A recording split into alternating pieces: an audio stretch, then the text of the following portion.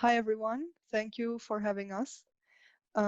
Today we will present how we added PG15 support to the Citus extension to Postgres.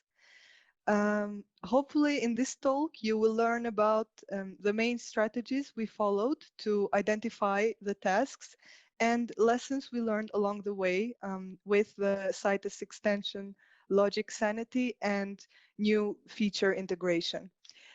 This was the first time for both of us to work thoroughly in a new Postgres release support. Therefore, we both learned a lot and are very excited to talk about our experience. And hopefully this talk will be useful to the Postgres community and possibly other PG extensions as well. So here's a bit about us. My name is Naisila Puka, and I am a software engineer working on the Citus engine product in the Postgres team at Microsoft for more than 2 years now. I am originally from Albania, and I currently work at the Microsoft Turkey office. I'm also sharing my email here as a point of contact. And yeah, Hanefi, do you also And like to introduce yourself? yeah, well, this is Hanefi. I'm also a software engineer working on the same product, Citus Engine at Microsoft. It's been a couple more years than Naisila. It's more than 4 years, I believe. I'm from Turkey, living in Turkey and loving everything about my country right now. Um, well, yeah, I guess this is it, and you can also contact me over the emails. Um, and let's get started. Yeah, let's dive in. Thanks, Hanefi. So, following up, we'd like to share a brief outline of this presentation. We will start with explaining a bit what Citus is and what's the purpose of this presentation in more detail, and then what it means for us to maintain a Postgres extension like Citus. And by maintain here, I mean keeping up to date with all the new Postgres releases. And then we will show the PG15 support timeline that we went through, followed by the steps we took in detail. Of course, we figured out the steps, a lot of the steps along the way, so we're sharing our learnings at the same time here.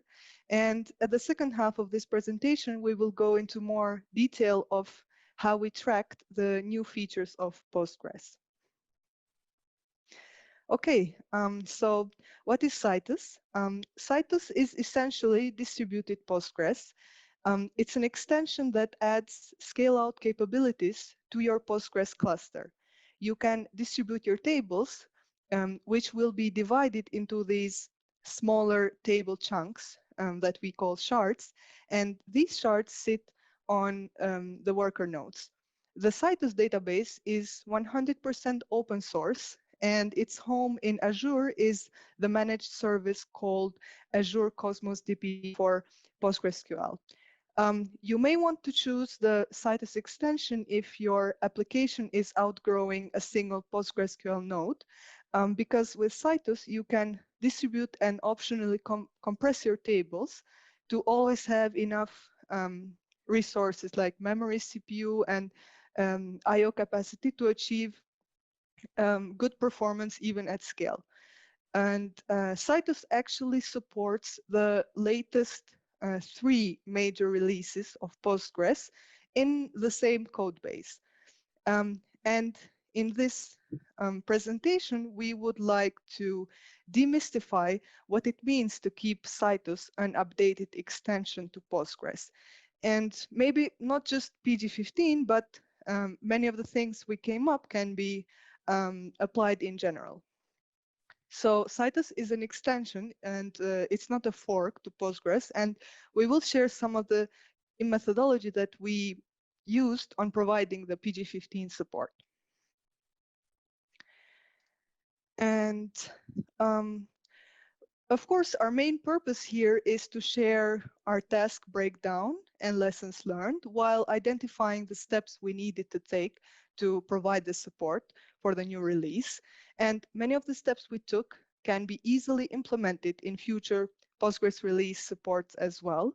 So this presentation will be used as a guiding reference for future work in Citus and hopefully used by other Postgres extensions as well.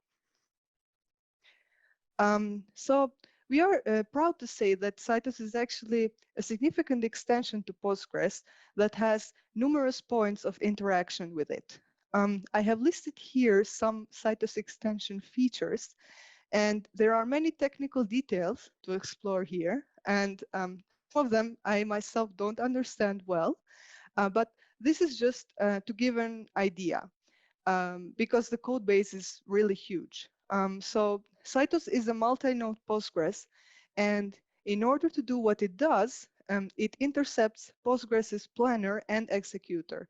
It extends the database directory and the deparser of Postgres, and it also has its own custom scan nodes and its own configuration parameters. It has two hooks before the Postgres standard utility process, both the general Citus utility hook and also the columnar hook as of Citus 10. And there's more and more technical details to this, but the general idea is that the bigger the extension is and the more areas of Postgres that it touches, more work there is on supporting new major Postgres versions. Because needless to say, every major PG version comes with many changes in different PG aspects.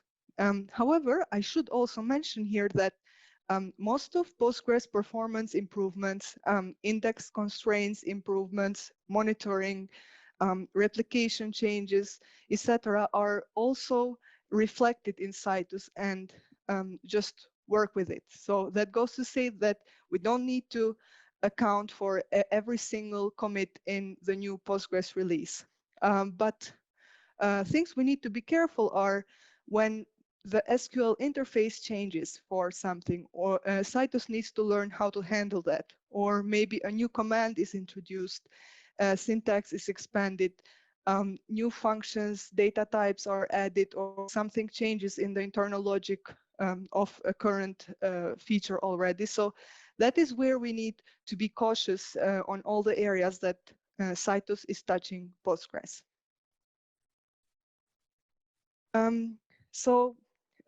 Supporting PG15 was actually a moving target in a window of 5 months back in 2022, starting with the first beta release on May 19th, as you may know, and ending with the actual PG15 GA release on October 13th.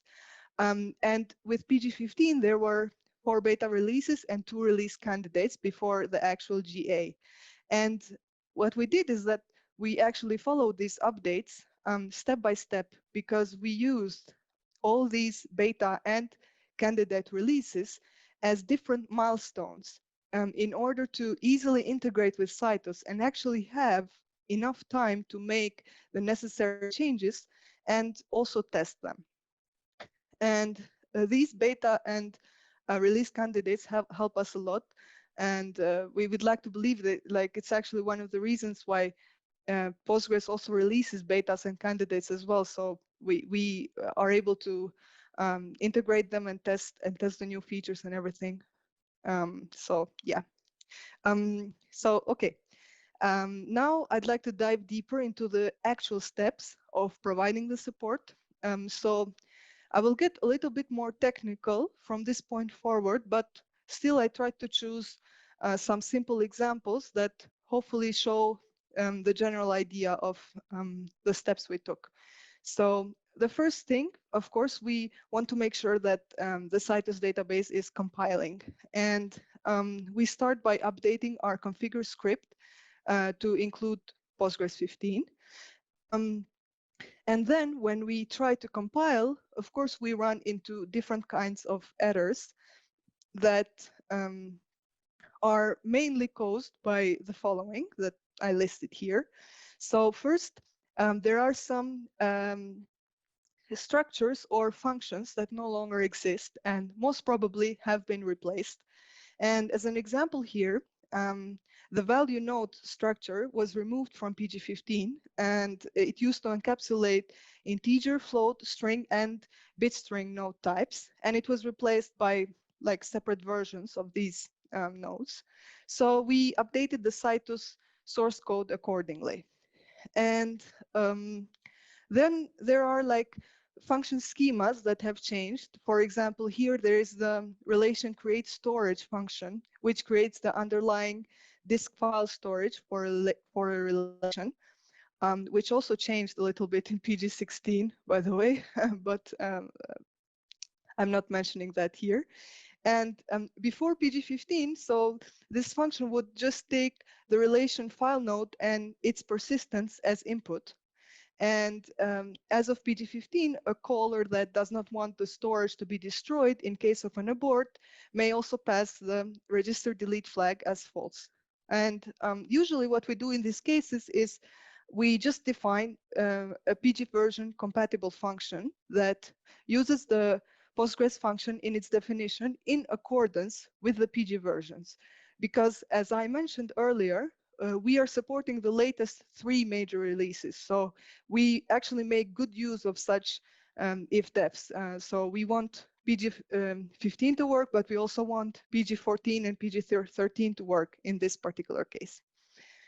And then there are also PG15 specific changes like this new shared memory request hook, which basically changed the way that extensions can request for additional shared memory. So we updated the way Citus does that as well. So we've reached the point where Citus is actually compiling successfully. And however, this is certainly not enough because there are many internal logic changes that cannot be caught by just compiling the code. And to understand this, we had to try and see what happens to learn ourselves what needs to be done as well. So, for example, before PG15, any trigger on a partition table that was originating from a trigger on its parent would have a flag, TG internal, set to true. And in Citus, we actually used this flag in order to detect such kind of triggers. And we use the flag to prevent the trigger creation conflicts on partitions when adding a new node, because it's just the way that Citus works. And we made sure we are not creating the trigger explicitly on the partition, because it would be created automatically when the parent trigger is created. However, though, in PG15, this flag was no longer true, but rather it was set to false for such child triggers for PG15's like own reasons. And as a result, adding a new node to the Citus cluster would fail, even though Citus compiled successfully. So I hope like this simple example made you see that really compiling is not enough and truly major features can be broken, such as adding a new node to the Citus cluster, which I mean, adding a new node is how you can begin to explore the Citus capabilities in the first place. Okay, so updating internal logic, that sounds great and all, but where do we start to search for these broken internal functions? First, and this may be specific to Citus, we port the rule utils changes. So let me explain this a bit further.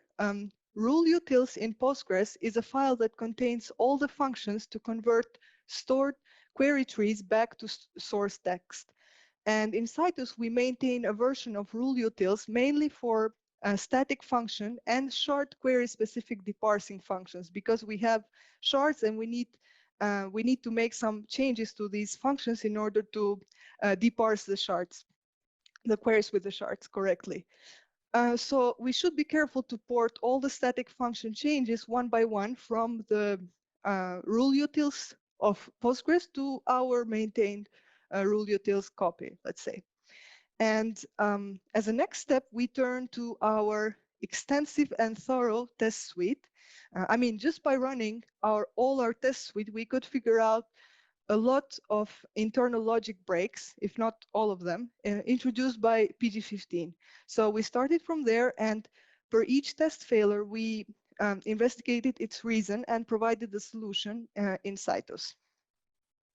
So lastly, I'd like to show you the process of how we actually did this with a simple example I mentioned earlier. So how we handle these broken features introduced by the new PG version. So I will be using the TG's internal flag example. So first, we find the relevant Postgre commit that breaks the current logic. As I included in this slide, the commit is actually creating foreign key triggers in partition tables too. So the commit is doing so much more than just changing a flag's value. And it's usually the case. So you have to inspect the commit further. By diving a bit into the description of this commit, I also noticed that it changes what TG's internal means in some cases. So there's like the culprit of our failure. And then we fix the logic in Citus, and we put a reference to the PG commit in the commit description that made us make this change. And that's how we document the changes. And in this case, we used the parent ID of the trigger, which is invalid in case this is not a child trigger. So all we really want is to detect whether this is a child trigger or like a normal trigger, let's say. So in this case, we used the parent ID. So overall, it's just a one-line fix. Instead of TG's internal, we check parent ID. But this one-line fix now allowed to add a new node successfully.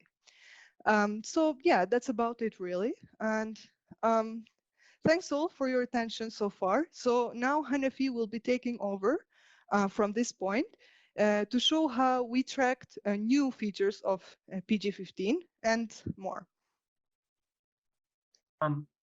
Hello again. So I will start by talking about how we tracked all these new features because there are many things going on before a new PostgreSQL major release. And our first and our most important source is the official Git repository for PostgreSQL, particularly rel 15 stable branch when working on PostgreSQL 15. That's the particular branch that contains all the latest changes that actually ended up on PostgreSQL 15 in the end. But there are so many things going on in the Git repository that it's quite a tough challenge to actually know everything going on in the huge project. So there are some other sources that we monitored as well. The other one is part of the official PostgreSQL documentation, the release notes.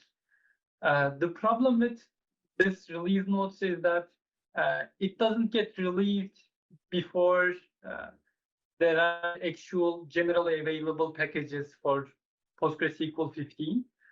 So we needed to actually check out the source code and compile the documentation locally and then go through the changes there. And then another alternative is the feature metrics. That is also a part of the official documentation for PostgreSQL. That lists all the PostgreSQL versions and the features in those versions. That's quite nice to actually figure out what are the major changes across different PostgreSQL versions. Another source was a document in PDF form from Hewlett-Packard company called PostgreSQL 15 new features. They've been creating the documents for quite a while now, for the latest 2 or 3 major versions at least. This document was initially released for beta 1 and it was updated for GA. Later on, we actually used many of the examples and converted them to test cases to make sure that every new feature in PostgreSQL 15 actually works in Citus clusters as well. And lastly, this great blog, pardon me if I mispronounce the name, this great blog authored by Hubert Depeche-Lubachevsky. There is a series of blog posts regarding new features of PostgreSQL 15 that were quite helpful for us. And lastly, we created a big parent issue to track all the changes in PostgreSQL 15 so that we do not leave anything out.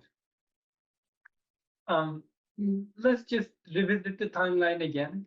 We mentioned that supporting PG15 was actually a moving target in a window of 5 months for beta packages to release candidates, and then finally 15.0 release. I want to share some specific events on each of these test packages, test versions for PostgreSQL 15. On 4th of April 2022, there was the first commit that introduced JSON table feature. This was part of this SQL JSON feature that we've listed under beta 1. In the commit message, I actually want to read the part of the commit message. So this feature allows JSONB data to be treated as a table and thus used in a from cloud like any other tabular data. Data can be selected from the JSONB using JSON path expressions and hoisted out of nested structures in the JSONB to form multiple rows, more or less like an outer join. This was not a trivial job to support this feature in Citus, as we need to be clever when planning and executing a SQL query that use this particular feature, because the JSONB data will be used to determine which database node in a Citus cluster will be responsible for running a query or a subquery. We implemented necessary logic to allow these new features for SQL JSON for the beta 1 release. Later, we tested the improvements on the second beta package and verified that it still worked as expected. However, on the last beta package, this feature was reverted on PostgreSQL due to some performance concerns. At that point, our builds were also broken, and we needed to revert our changes on Citus side as well, because those particular functions were no longer there on beta 4. And then when the release candidate was ready for PostgreSQL, there was quite a lot of changes on the messages, context messages, warnings, errors, etc. This actually broke most of our tests where we actually expected some failures, but we didn't expect those particular wordings. And then once the GA was there, there was a new function that wasn't there on the second release candidate. Our views were okay, but our tests were broken. I will go over some of these features in the coming slides. There is one really important takeaway here. It's quite important to carefully follow each beta in RC release and test that the extension is compatible with the latest changes. So we check builds every day using the latest branches of PostgreSQL and our branch for Citus. We ran our regression test suite every day. If something broke, we checked what changed on PostgreSQL commits in the last day or two. Actually, I read through all the commits in the last couple of months before the final 15.0 release. It was not really necessary, but it was quite a nice experience for me to know what was going on in the PostgreSQL community and PostgreSQL contributors' daily lives. So sometimes wheels break, sometimes builds are okay, but we see crashes when running Citus. Sometimes the builds are okay, no crashes, but some of our tests are broken. So I want to stress more on the two items in this list. One is SQL JSON, and the second one is the last one is a function name conflict. I told you that we reverted our changes once the feature was reverted on PostgreSQL side as well. So we also needed to make some changes to our code base after the general available 15.0 was released as well. So what other side effects were there? How did we manage the versions for Citus extension during this process? I will also talk more about that. So we released several versions of Citus that worked with the latest test package for PostgreSQL at the time. So in this small graph, you can see the versions for Citus extension, and on the columns you can see PostgreSQL versions. So we released 11.1.0 that supported 15 beta 4. We did some testing and released 11.1.1 with some more improvements on our side. This all happens on a testing package repository so that the end users, if they do not want to intentionally use our beta packages or test packages, are not affected. So at that point, when we released 11.1.1, we were quite confident that the rest of the changes on PostgreSQL will not require significant changes on Citus code base. We were quite wrong about this assumption, as the first release candidate broke our tests and we released 11.1.2. It was good for the second release candidate, so we didn't actually need to create a new package, create a new version for Citus.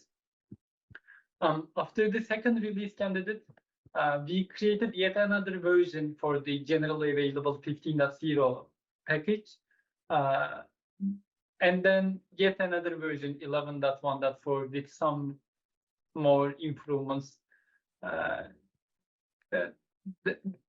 So during this time period, we expected relevant parties to use the latest PostgreSQL and Citus packages available at the time for testing purposes. It was not possible to have backward compatibility without introducing extra complexity in our code base. This was all for testing and getting ready for the public 15.0 packages after all. So there were many features, and there was a question of like, there is a new feature in PostgreSQL 15. Is it supported in Citus? It came up in a lot of our conversations in our teams. So depending on the feature, we give 3 different answers to this question. One is, yes, we support this feature, and we have tests to prove it in our regression suite.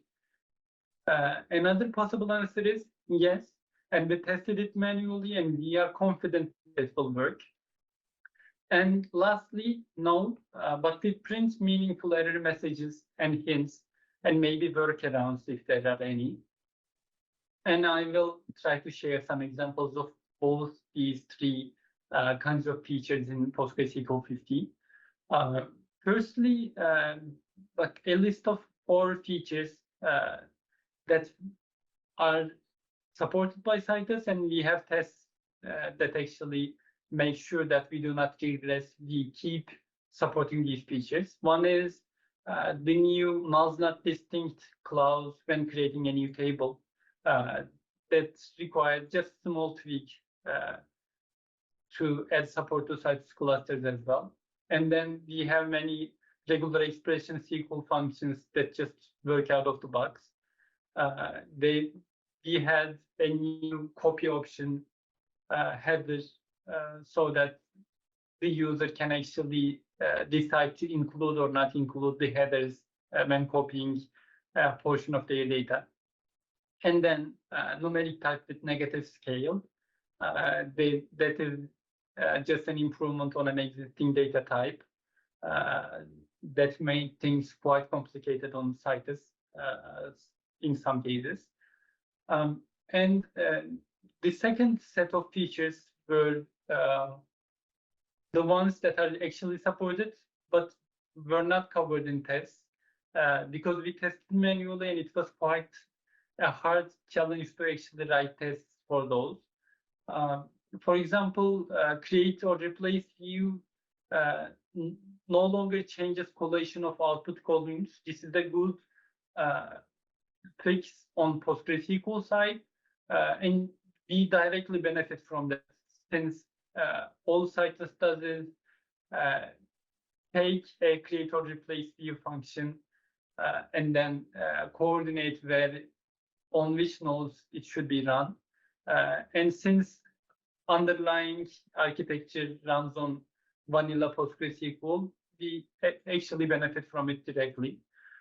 Similarly, there is a new log destination option that is JSON log. No need to add any tests for that, it just works.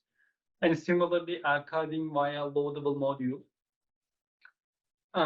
And lastly, there is the third class of features on PostgreSQL 15 that we do not support, but we print meaningful error messages and hints.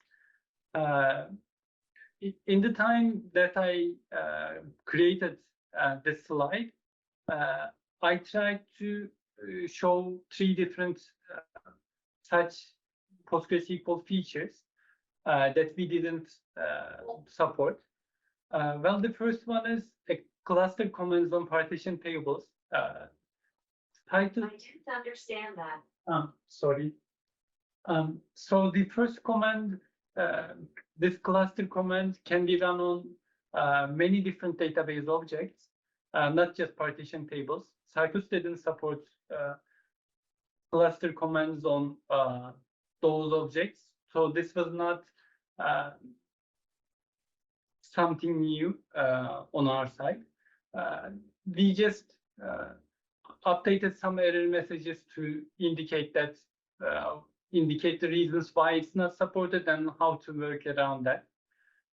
And then the merge commands on distributed tables were not supported initially, but it was implemented later in the following release of Citus.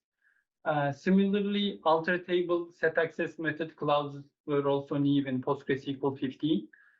It was not implemented directly in the versions, in the first version of Citus that supported PostgreSQL 15, but on the next one. So this also was part of our procedure where we decided to fit all the new features in PostgreSQL into one of the 3 buckets. Hopefully in the first one, if we cannot write tests in the second one, and if we cannot directly add support for the new PostgreSQL feature in the new PostgreSQL major version in Citus, the third bucket. And of course, it's been a while since PG15 was released and we provided the support for it. What's next? Well, certainly PG16. We have actually just recently started working on supporting PG16. We did some initial investigations to make sure nothing major was broken in Citus. And just after PG16 beta 1 was released on May 25th, we opened the draft PR in the Citus GitHub repository. From the initial steps of the investigation, we currently have the following focus areas: updating the planner hook with the new permission info entry, as well as take into consideration that vars are now outer join aware, update the columnar extension to use the new relation physical identifiers. There is the new feature of SQL JSON constructors and identity functions that was reverted in PG15. The list of features will be further updated with the new PG16 features as we progress into the support project. This was the end of my slides, and before we close up, I want to give my special thanks to Önaldı. He is the principal software engineer in our team for his contributions and guidance throughout this whole process. He actually helped find some bugs in PostgreSQL before the GA version as well. And also, thank you all for your attention. If you have any questions, that would be really nice to hear them now. Well, we do not either see or hear the conference room. So if there is any questions, please unmute. Are there any questions? I will try to help to proxy them, and or maybe they can hear you via this mic. I don't know. Any? Yeah, please. Question on the Cosmos DB. Question under Cosmos DB. So the same strategy has been followed on the Cosmos releases also? Is the same strategy also followed on the Cosmos release DB?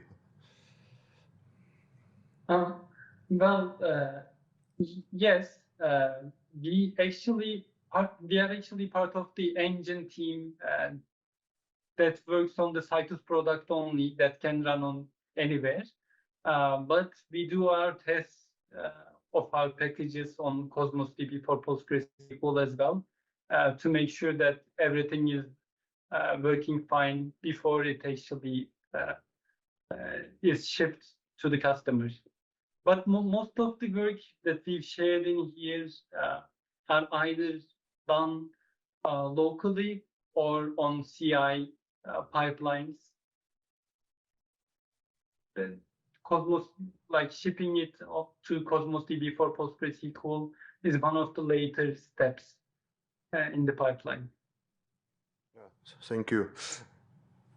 Next question. So there are other code bases like Citus benchmark. Those doesn't seem to still work with the changes done on the main Citus branch for PG15. So is that something that you're working on still? The question is about Citus benchmark branch, which doesn't work. Is Postgres 15 or 15? Are there any plans to improve on that? Yeah, so actually on the Citus benchmark, we have opened the PR to update the default Postgres version of the benchmarks to Postgres 15, but let's just say that we haven't come around to merging it yet. However, it's not because of the complexity, because the Citus benchmark is already provisioning a cluster in Azure. So since the new Postgres version is supported in Azure, like we don't need to make many changes to it. But thanks for the note, and I will make sure that we merge the change soon, so that the Citus benchmark is updated. And I guess we could take a look at other open source repositories we have as well, if there is some default value that needs to be updated that is still PG14. So thanks for the note. Thank you. Any further questions?